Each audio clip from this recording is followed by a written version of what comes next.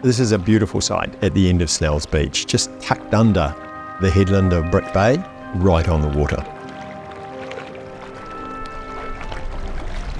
It was a piece of land that had one home on it, and the intention was to create a community of as many as we could get in, getting a quality built environment.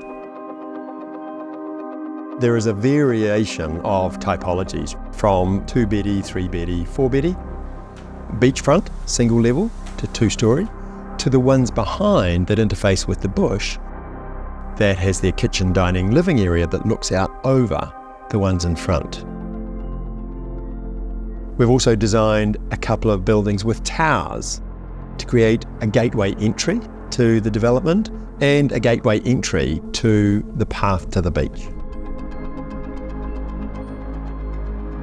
The materiality was important from a sustainability point of view. We wanted a material that was low, no maintenance.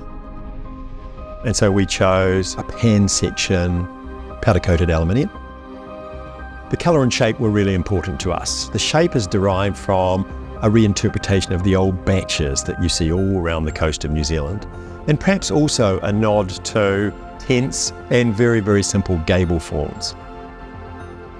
The colour of the homes is a reference to a number of things, traditional buildings that you see around the coast, but also the old sandspit campground with their white cabins.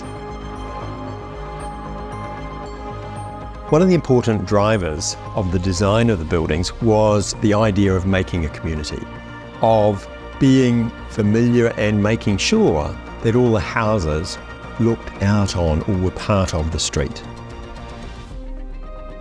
And within the design, we created a number of community spaces, community gardens, community barbecues, and a community lawn in front. Every Friday night, they have drinks together. It's fabulous just bumping into these people who have become friends.